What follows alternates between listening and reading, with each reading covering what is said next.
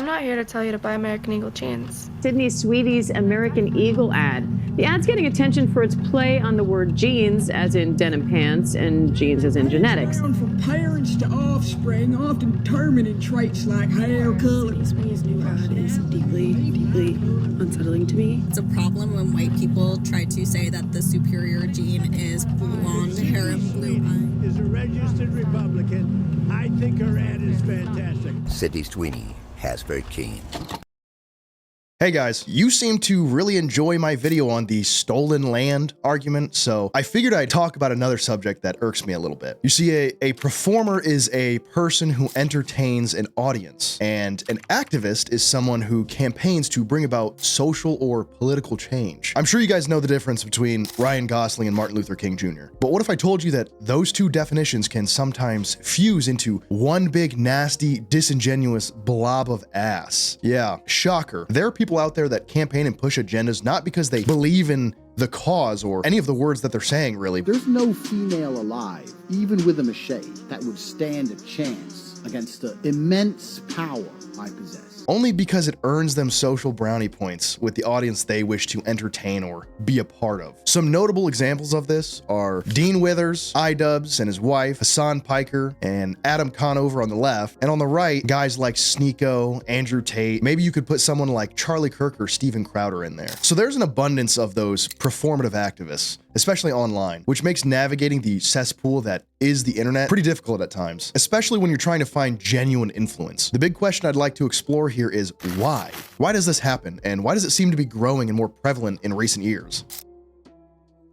My first thought is something I learned about a few years ago, actually. It's called St. George in Retirement Syndrome. Now, if you haven't heard the original tale of St. George and the dragon, it goes about like this. A fierce dragon terrorizes a village, forcing these village inhabitants to appease the dragon's hunger by sacrificing their livestock. But once the villagers started to run out of farm animals to sacrifice, the king ordered them to begin sacrificing their own children via a random draw, kind of like a reverse lottery. Unfortunately, the king's own daughter was selected, but before the sacrifice could be made, George of Lydda stepped up to challenge the dragon, to which he successfully slew and became a hero to the village. Now, of course, the story isn't literal, it's a metaphor or an archetype. Everyone has dragons to slay, but how does this fit into the subject at hand? Well, St. George Retirement Syndrome is this idea that after slaying the dragon, George was so enamored by the praise and love he received that he sought to relive that feeling and to do more good for the village. In his quest to find more dragons to slay,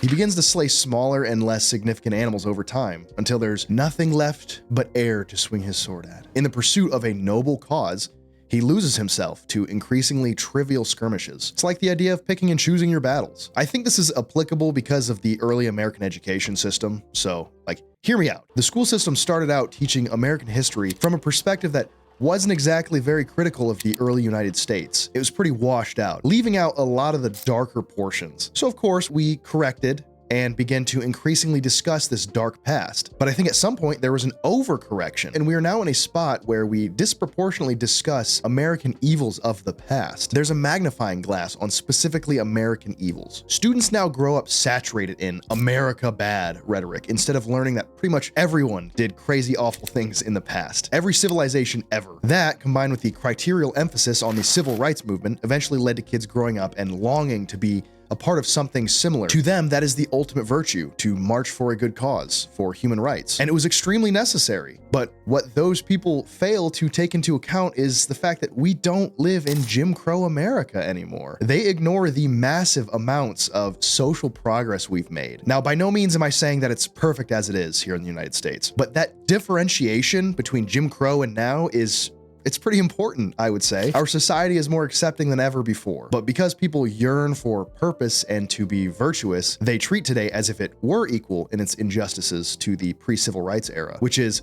not true. Differentiation matters, categorization matters, definitions matter, and anyone who is willing to throw those out of the window to appear more virtuous should not be trusted or taken seriously.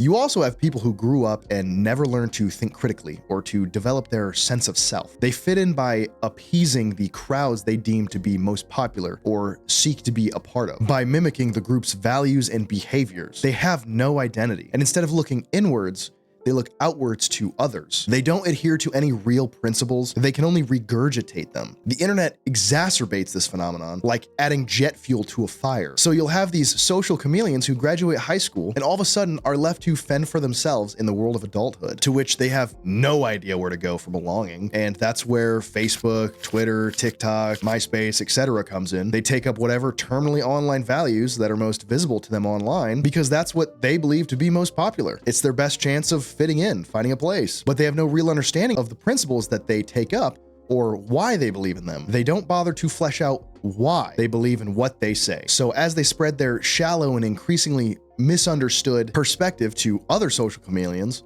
it becomes distorted and deformed. This phenomenon is known as Chinese whispers or the telephone game. I'm sure you've heard of that one. Now, there are also grifters, and grifters are the opposite side of the same coin here. Only instead of gaining social status, they have a monetary motivation. A grifter is definitionally a swindler, and there are a plethora of people out there latching onto ideologies to capitalize off of the online attention they can garner from it. And they don't care whether they do a disservice to that movement or those beliefs. It's easy to tell who these people are because their words and their actions will be counterintuitive to each other. So all they say is you should just leave. You should leave America. Leave the country. Bye. We don't like you. This should be a white country. When was this ever a white country?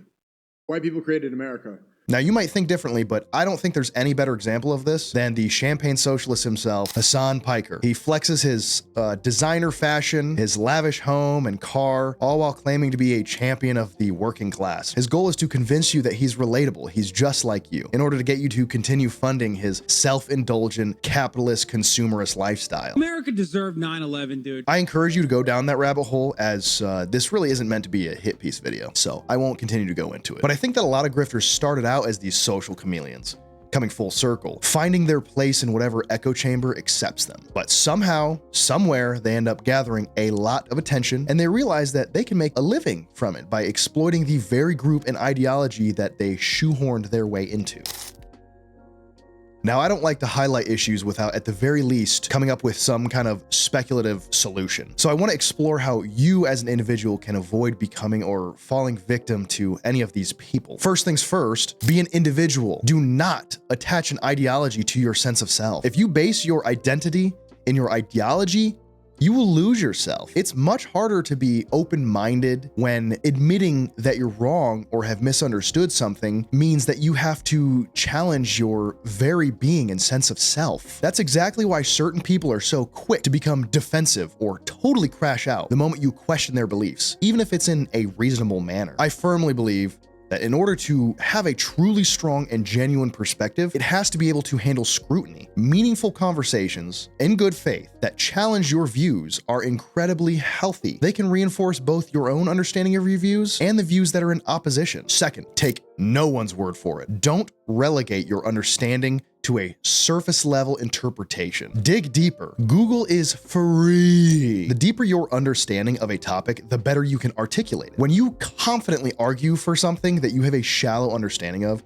you risk looking like a total doofus at the hands of a single Google search. Do your due diligence. It's your only responsibility. Finally, try to not demonize your opposition. I know it can be tough, but you need to quit dehumanizing people that see things differently than you. Just because someone has a different interpretation of what will be good for your country or the people in it does not mean they're evil or malicious. I think that the majority of people want a better life for themselves, their loved ones, and whatever children will inherit in the future. The issue there is that not everyone agrees on what that looks like or how to make that happen. So I encourage you to take that into consideration next time you get into an argument with somebody on Facebook or Twitter, probably Twitter. Anyways, that's it for my thoughts on this topic. If you enjoyed the video, please make sure to like and subscribe and leave a comment down below letting me know what your perspective is. I really enjoyed reading the comments. If you like this video too, you can go check out my previous video on the stolen land argument. And if you'd like to support me and my content, you can go to musclebuild.com and pick yourself up some sweet, sweet merch. Anyways, that's it for today. I'll see you in the next one. Bye-bye.